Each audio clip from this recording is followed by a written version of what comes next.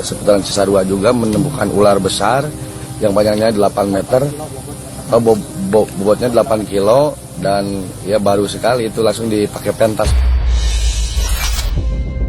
Pemirsa, ada apa dengan dunia? Dua kejadian tragis ini menjadi pengingat pahit bagi kita semua untuk selalu waspada terhadap hewan buas, karena kita tak bisa mengendalikan nalurinya untuk bertahan hidup. Berita selanjutnya di Ada Apa Dengan Dunia. Di sebuah ruang yang seharusnya menjadi tempat paling aman bagi tawa-tawa kecil, justru berubah menjadi tangis sunyi yang dipaksa diam oleh tangan-tangan kepercayaan kedua orang tua yang memilih untuk menitipkan anaknya ke sebuah daycare. Bagaimana tidak, beberapa pengasuh di daycare Malaysia tersebut terlihat berperilaku kasar tanpa adanya hati nurani. Ya, kejadian ini terjadi di daycare Alam Indah Widuri Kondominium, Desa Petaling, Ceras, Malaysia. Lantas, apa yang sebenarnya terjadi? Mengapa para pengasuh dengan santainya memperlakukan anak orang lain sebegitu brutal? Beberapa waktu lalu, laman sosial media dipenuhi oleh berita yang membuat hati teriris. Bagaimana tidak, seorang anak manusia diperlakukan layaknya seonggok daging yang tak diinginkan. Bukan pada satu bayi, melainkan kepada beberapa bayi mungil berusia 6 hingga 9 bulan. Kejadian ini mulai terungkap saat ada salah satu ibu yang mulai curiga karena sang anak tidak lagi bersemangat saat diberikan mainan, dan ketika sang ibu memandikan anak kesayangannya, tubuh anaknya penuh luka lebam. Ya, dari situlah semua keburukan yang terjadi di dalam daycare tersebut lambat laun terungkap. Seperti sebuah CCTV inilah saksinya. Terekam ada 3 pengasuh yang berperilaku kasar kepada bayi mungil.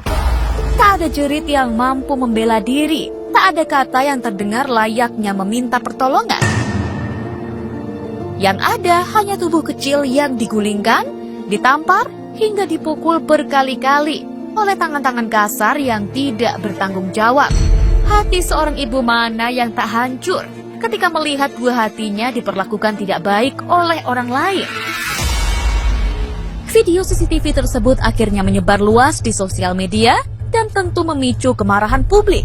Sakit hati melihatnya, ya Allah, teganya mereka ini. Sudah ditangkap belum ya? Dan ya, jawabannya ternyata hanya 1 dari 3 orang penganiaya di daycare itu yang diamankan pihak kepolisian. Entahlah alasannya apa. Hingga ada warganet yang trauma dan enggan menitipkan buah hatinya ke daycare. Karena inilah sebabnya saya tidak mau anak saya diasuh pengasuh. Lebih baik kita jaga sendiri. Pemirsa, kini yang tertinggal hanyalah sebuah perasaan trauma. Dunia yang seharusnya ramah seolah terasa terlalu bising dan menakutkan. Kedua orang tua yang pernah percaya dengan menitipkan sebuah harapan, namun kini telah dihancurkan oleh beberapa oknum yang tidak bertanggung jawab. Semoga kejadian mengiris hati ini tak lagi terjadi di tempat penitipan anak manapun lagi ya. Terus saksikan Ada Apa Dengan Dunia di jam yang sama, hanya di MDTV.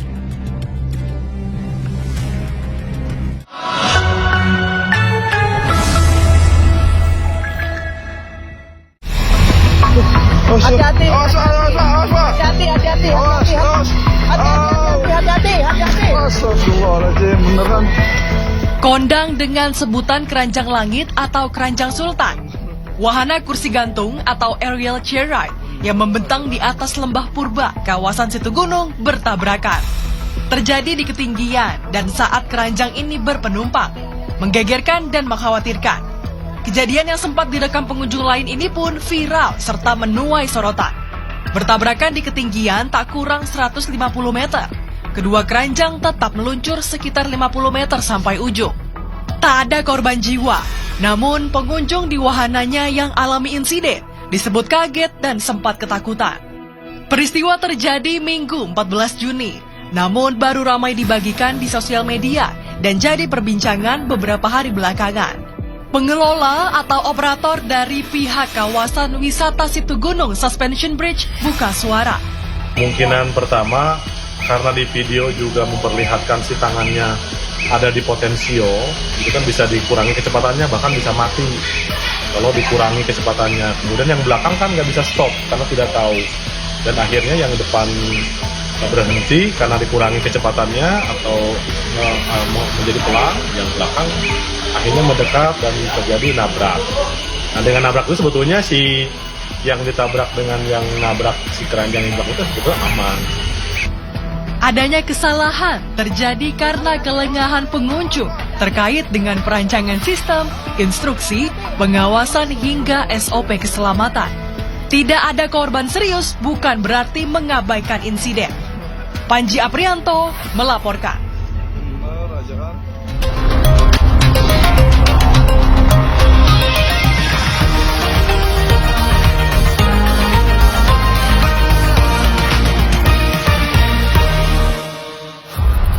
Panik terpergok mencuri, seorang pelajar gelap mata menikam guru hingga meninggal dunia. Ditangkap polisi terkait ijazah mantan Presiden Jokowi, Roy Suryo, dan Dr. Tifa segera diserahkan ke jaksa. Di balik rasa gurih cuy aci, kenapa warga Sunda tak bisa lepas dari beragam olahan makanan ini? Kita tilik sama-sama faktanya. Selamat pagi, Fakta 62 kembali menemani weekendnya warga semua. Awal hari Sabtu ini bersama saya Ratu Nabila, kita langsung ke rangkaian fakta. Tragis, seorang siswi SMA tewas dalam kecelakaan di Jalan Lauser, Kebayoran Baru, Jakarta Selatan. Siswi SMA Negeri 6 Jakarta ini meninggal dunia terlindas bus sekolah setelah sepeda motornya jatuh tersangkut kabel PLN yang terjuntai ke jalan. Tragis. Seorang siswa SMA N6 Jakarta bernama Nesya Amalia Evrian Putri tewas dalam kecelakaan di Jalan Lauser, Kebayoran Baru, Jakarta Selatan. Motor yang ditumpangi korban tersangkut kabel yang menjuntai sehingga korban terjatuh dan terlindas bus sekolah. Sebelum kejadian, korban tengah dalam perjalanan menuju ke sekolah. Korban bersama rekannya diduga tak melihat ada kabel yang menghalangi lajunya. Korbannya udah letak di situ tuh, Mas. Udah ngeletak, terus yang bawa motornya juga udah duduk di situ, kayak lepas gitu mungkin ya, mungkin dari yang sana ke yang sini nggak tahu juga saya, tapi tergantung di situ tuh. Gantungnya tuh vertikal lurus ke bawah. Iya, lurus ke bawah. Mencopot kabel yang Iya. ya, Pak. Untuk kabel skur pengganggu ini kami copot oleh rekan-rekan dari PLN ya supaya tidak terjadi lagi korban serupa. Ya. Tentunya kita sangat berduka sekali dan mudah-mudahan tidak pernah terjadi lagi. Pemerintah Provinsi DKI Jakarta menyampaikan duka mendalam atas musibah yang menimpa seorang siswi SMA N6 Jakarta tersebut. Gubernur DKI Jakarta, Pramono Anung, pastikan akan menanggung seluruh biaya pemakaman dan menyalurkan santunan.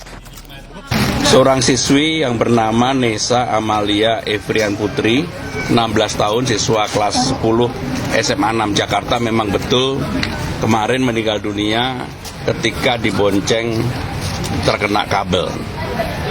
Saya sudah memerintahkan kepada Dinas Perhubungan, Dinas Pendidikan, kemudian Bina Marga, dan juga yang lainnya untuk membantu sepenuhnya, termasuk sampai dengan pemakaman kemarin. Dan kami juga menanggung pembiayaan untuk itu.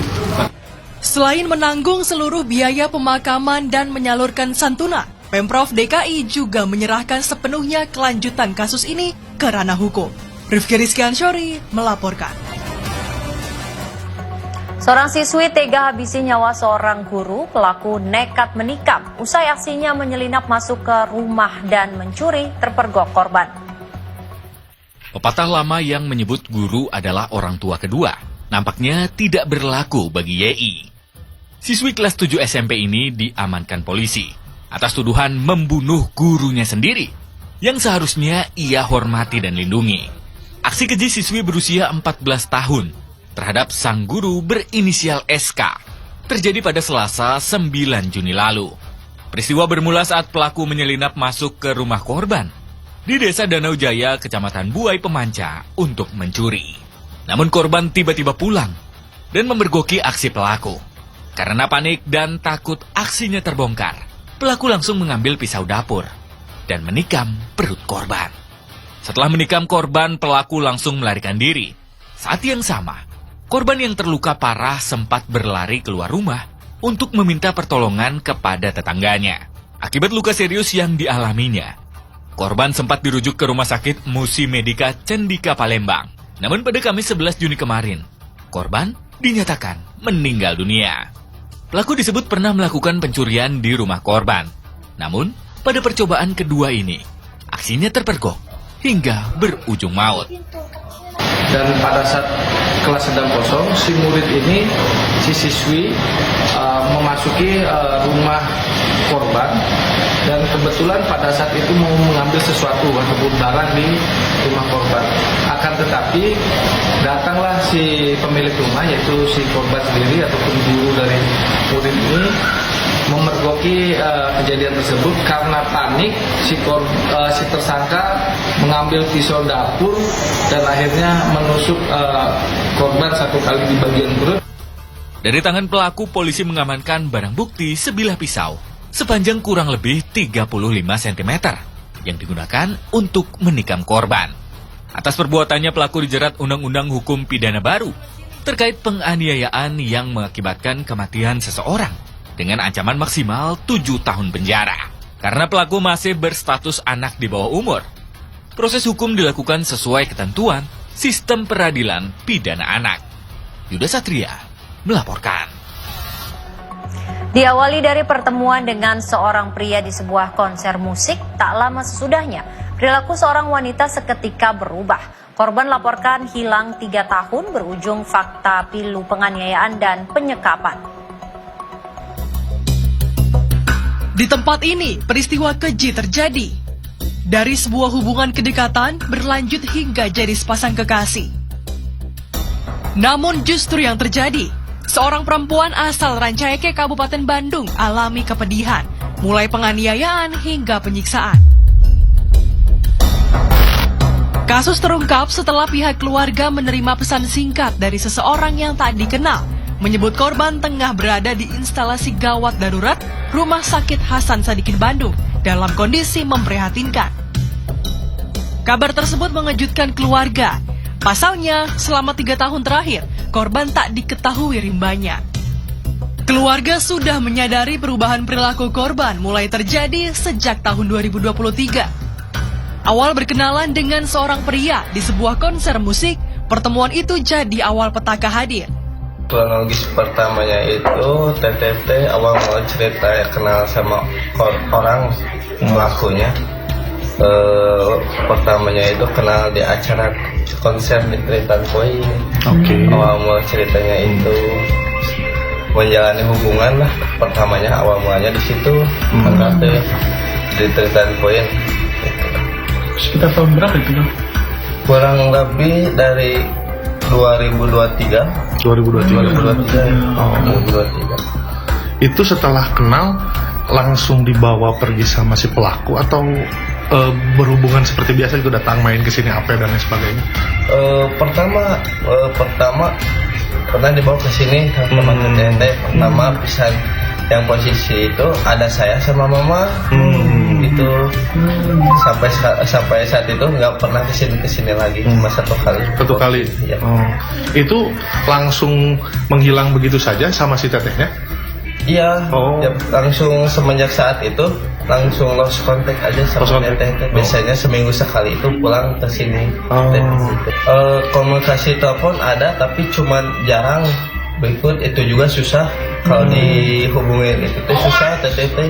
Kadang kalau dihubungin itu bilangnya pasar kayak bukan kakak sendiri. Keluarga kan teteh itu kerja di Jakarta. Tahu keluarga itu ya. Oke, langsung ke rumah sakit berarti ya?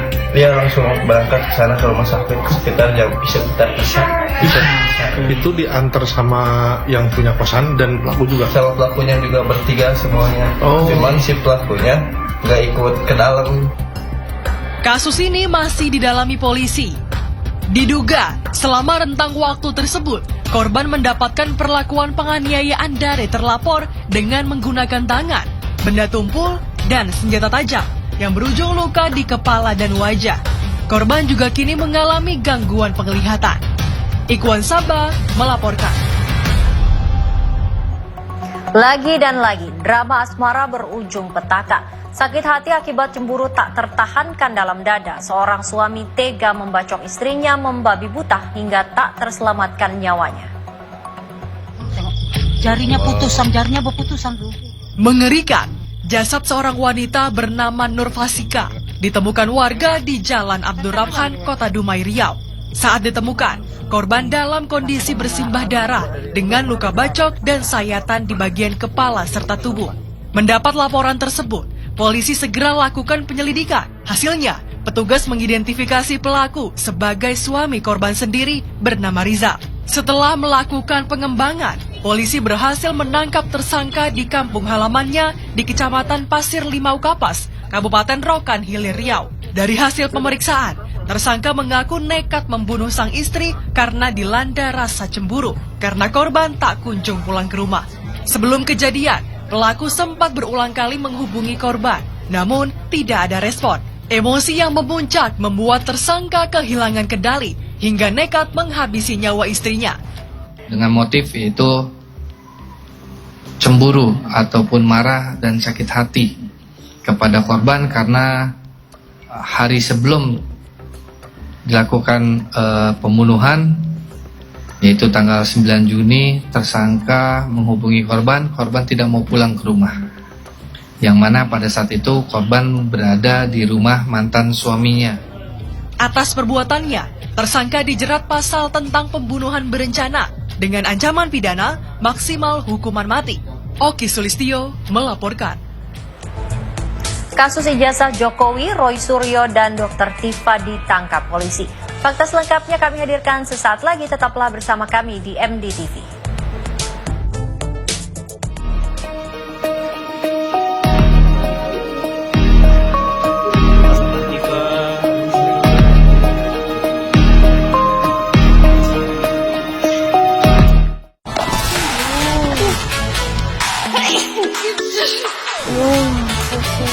Sorry, lagi flu nih. Minum dong Ultra Flu. Ultra Flu dapat meredakan sakit flu